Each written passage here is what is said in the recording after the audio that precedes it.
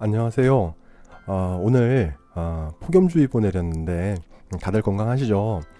이런 날은 진짜 돌아다니지 말고 집에 있으면 제일 안전한 것 같습니다. 물론 생업 현장에 있으시더라도 좀 쉬엄쉬엄 하시면서 하셔야겠고요. 다들 이제 건강하시리라 생각을 하고 한번 시작을 해보겠습니다.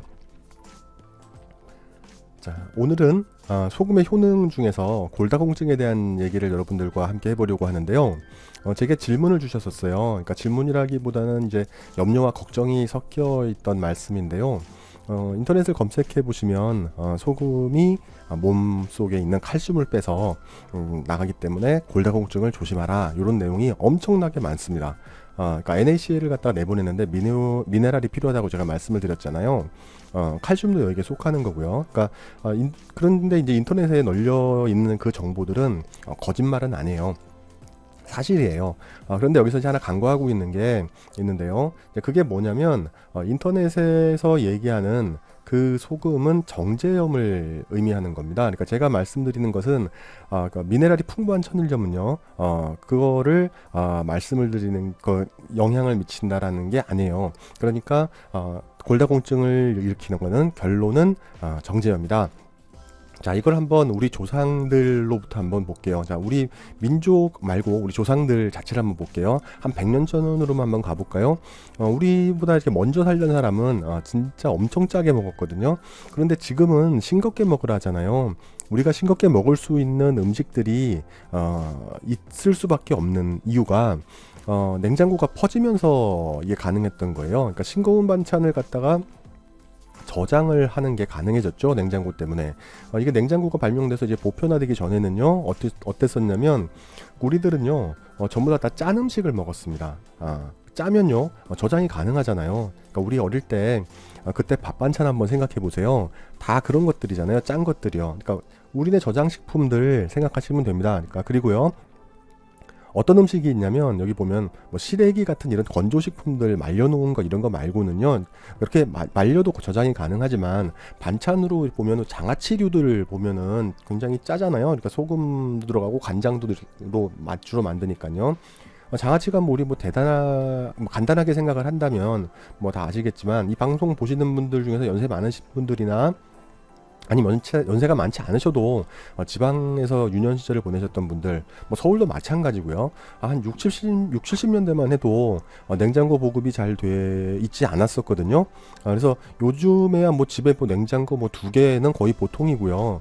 뭐 3개, 4개까지도 있잖아요. 뭐 김치 냉장고까지 같이 있으니까는요. 근데 그때는 예전에는 저장을 한다라는 게 힘들었다는 얘기죠. 그래서 음식들 한번 생각을 해보면요. 장아찌가 뭐 마늘종, 그다음에 양파, 김, 무, 깻잎, 고추, 명이나물, 매실 뭐 등등등 엄청나게 많죠. 뭐 셀 수도 없습니다. 그리고 젓갈류들을요. 젓갈류들 뭐 지금도 비싸지만 비싼 것들은 비싸지만 이렇게 뭐 젓갈류 만들 때요, 다 천일염 쓰는 거 아시죠? 새우, 오징어, 조개, 뭐 꼴뚜기, 가리비 등등 엄청 많고요. 또 명란젓, 밴댕이젓, 아가미젓, 뭐 멸치젓, 뭐 기타 등등등 다양합니다. 그 김치도 한번 볼까요? 김치도 소금에 절였어 하니까는 짜죠. 그러니까 유해균은 다 죽이고 소금을 절여가지고서요, 유익한 균만 남아가지고서 발효가 되는 거잖아요. 김치가. 이건 뭐 과학적인 내용을 들여다보지 않더라도 그냥 느끼는 거잖아요. 김치가 썩는 것 못 보셨잖아요. 물론 요즘에 김치는 썩기도 하고 그러던데요. 그건요, 소금이 제대로 작용할 수 없을 정도로 소금이 안 들어갔다는 그런 얘기입니다. 근데 우리 전통 김치는요, 아니 뭐 전통 김치 아니더라도 집에서 담는 김치는요, 쉬기는 쉬어도 썩지는 않는 참 신기한 음식이에요. 그렇죠? 외국인들이 이걸 보면 얼마나 신기합니까? 음식이 썩지를 않아요. 발효가 돼요. 그래도 또 먹어요.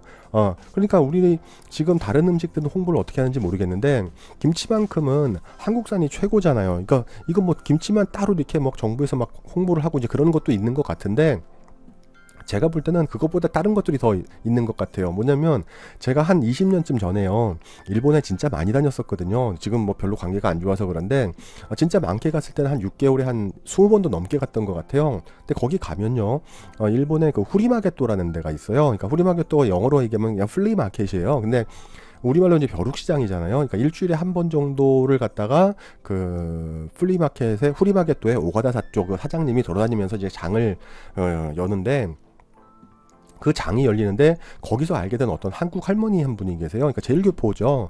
그런데 거기서 나가서 이제 김치를 맨날 판매를 하시더라고요. 매주 한 번씩 나가가지고요. 근데 조그만 봉지에 한 500엔씩 정도를 받아요. 근데 그게 그렇게 파는 사람이 지금 많은지 안 많은지는 모르겠는데 일본 사람들이 그걸 엄청 사가더라고요. 그러니까 큰 스티로폴 박스로 한 2개 정도를 몇 시간 만에 다 파시더라고요. 그래서 그 할머니랑 시간이 지나가지고 좀 친하게 됐어요. 그래서 제가 물어봤죠.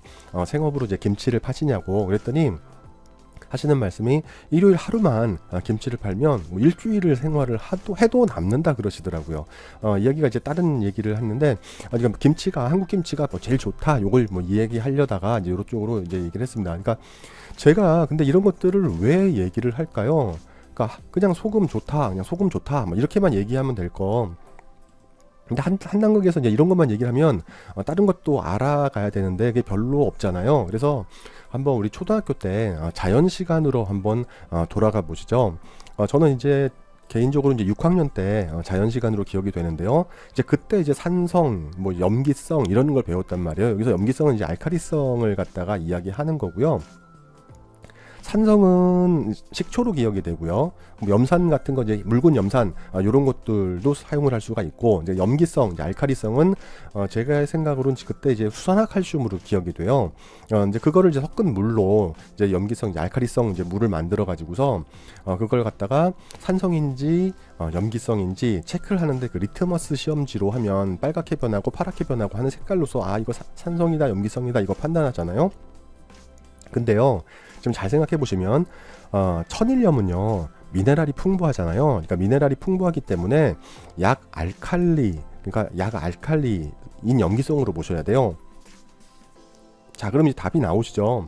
근데 정제염은요 칼슘이 싹 제거가 됐어요. 그렇기 때문에 산성입니다. 그러면 이제 답이 완전히 나온 겁니다. 정제염이 몸속으로 들어오면은요 이거 어찌되었건 간에 남는 거는 몸 밖으로 빼야 되거든요. 그러니까 이거 산성이라 그랬잖아요. 근데 이게요 산성 염기성을 이제 구분하는 걸 갖다 pH, 그러니까 pH 농도로 얘기를 하죠. 근데 이게 1부터 14까지 있어요.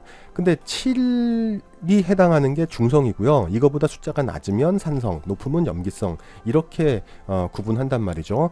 근데 우리 몸은 pH 농도가 7.4예요. 그러니까 7.4니까 7 중성보다 높지요, 숫자가. 그러니까 약하게 알칼리성이란 말이에요. 그런데 이게 이 pH가 7.4라는 게 이게 0.1만 오르내려도 올라도 문제고 내려도 문제고. 그러니까 몸에 이상이 옵니다. 그때부터. 그리고요. 이게 0.3 정도의 변화가 오르거나 내리면 생명을 잃게 됩니다. 그러니까 죽어버리는 거예요. 죽을 수도 있어요. 그러니까 완전히 다 죽지는 않고 그러니까 체력이 강한 사람들은 버티겠죠. 이제 그런데 요것만 봐도 우리 몸이 참 신기하다라는 걸 느낄 수가 있어요. 자, 그럼 이제 우리 몸에 어떤 게 맞겠습니까? 이제 약 알칼리라는 걸 알게 됐으니까 그럼 정제염이 맞나요? 천일염이 맞나요? 이건 뭐 생각하지 않아도 이제 그냥 나오는 답이잖아요. 그러니까 세계지도 보면서 한국 찾는 것보다 더 쉬운 문제입니다, 이게. 자, 정제염이 산성이죠. 그러니까 제가 설명을 해드리려고 그래요. 산성이죠. 이거 남는 거 내보내야 된다면서요. 그럼 이게 그냥 나가나요? 안 나가잖아요. 미네랄이 필요하다고 그랬고요. 그래서 산성이니까 알칼리성인 칼슘이 필요하단 말이에요. 미네랄이. 그러니까 여기서 칼슘이 필요하다는 건 뭐냐면 우리 몸속에 알칼리가 그 미네랄 중에서 제일 쉽게 만들 수 있는 게 뼛속에서 그냥 뽑아내는 거예요. 뽑아내면 그냥 칼슘이 쑥쑥 나오니까.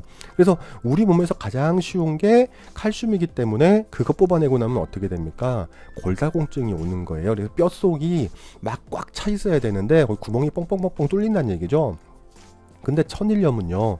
우리 몸속에서 빼고 말고 할 게 없잖아요. 천일염 자체가 미네랄이 다 붙어 있잖아요. 그러니까 필요한 염분은 몸으로 가고요. 그 다음에 남는 염분은요 자기 몸에 붙어있던 미네랄로 스스로 나가게 된다고 보시면 돼요. 이렇게 답이 딱 나오는 겁니다. 자, 이거를요 과거에 서구 열강들이 한국에 와가지고 한국인에 놀란 일이 있어요. 이게 뭐냐면 당시 그 서구 열강들이요 뭐 흥선대원군 정도 뭐 100년 정도 지난 얘기예요. 100여 뭐 10여 년 20여 년 뭐 정도 지났죠. 뭐 1800년대 후반이니까요. 자, 그때로 한번 가볼게요.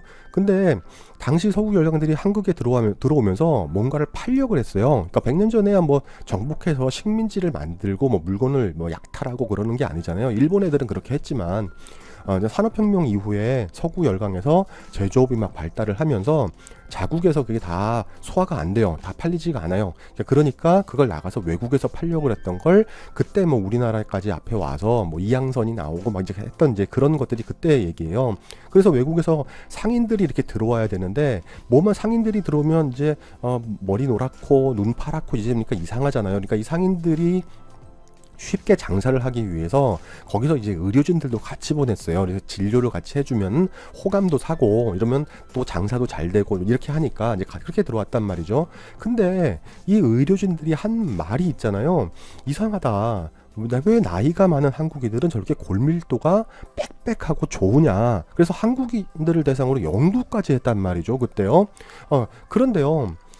이게 그때는 그랬는데 지금은 생각을 해봐도 지네 나라 사람들이나 한국 사람들이나 골다공증 환자가 비슷하단 말이죠. 자, 이제 한국인들을 대상으로 연구를 할 필요가 없어져 버렸어요. 특이점이 없어져 버렸으니까.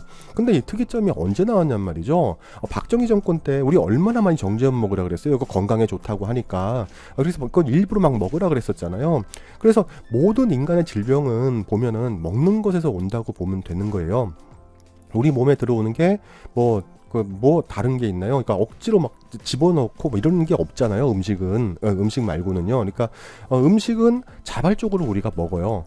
근데 안 먹으면 죽으니까 당연히 먹죠. 살기 위해서라도요.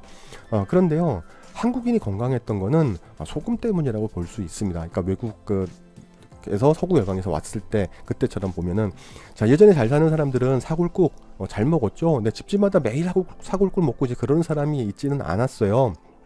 뭐 시장, 장터 이런 데 가면은 뭐 잡뼈들 넣고서 뭐 국밥도 이렇게 만들어서 팔고 뭐 이렇게 했지만 집에서는 이제 소꼬리 사다가 이제 고안하잖아요. 그러니까 얼마나 이게 맛있습니까? 그런데 그거 그냥 먹나요? 소금 팍팍 쳐서 먹잖아요. 그래야지 입맛도 쫙 돌고 하니까. 그러니까 그렇게 먹고 그다음에 뭐 제가 이걸 얘기해서 꼬리곰탕을 드시라고 하는 얘기는 아닙니다. 이건 뭐 우리가 좀 피해야죠. 제가 될 수 있으면 식물성 단백질 얘기를 드렸잖아요. 네, 그러니까 또 그리고요. 우리 지금 이제 백숙 이래가지고서 계곡 같은 데 가서 물에 발 담그고 이제 막 그러면서 이제 먹고 이제 그러는데요. 그것도 예전에는 집에서 닭 키우잖아요. 뭐 저도 닭을 저희 집에서 키웠었는데 닭 잡아가지고 푹 삶아가지고서 다리 하나 쭉 뜯어가지고 그리고 먹잖아요. 근데 그냥 먹나요? 그러니까 소금에 푹 찍어서 먹잖아요. 근데 찍으면서도 조심스럽게 너무 많이 찍힐까봐 닭이 젖어 있으니까는요. 근데 이렇게 조금씩 소금을 찍어 먹는다 하더라도 이게 이렇게 해서 먹으면 소금을 진짜 많이 먹게 됩니다. 최소한 닭 이렇게 백숙을 먹으면서도 한 스푼 이상은 드시게 될 거예요. 자, 그래서 제가 오늘 이렇게 보면은 우리들은 생활 속에서 이제 우리 선조들 그다음에 우리 윗세대들은 생활 속에서도 이제 소금을 빼놓고는 얘기가 안 되는 이제 그런 사람들이었기 때문에 자, 이제 우리도 이제 그렇게 하자. 이제 그 당시에는 골다공증도 없었다. 자, 이제 골다공증 좀 이해되시죠? 자, 오늘은 여기까지입니다.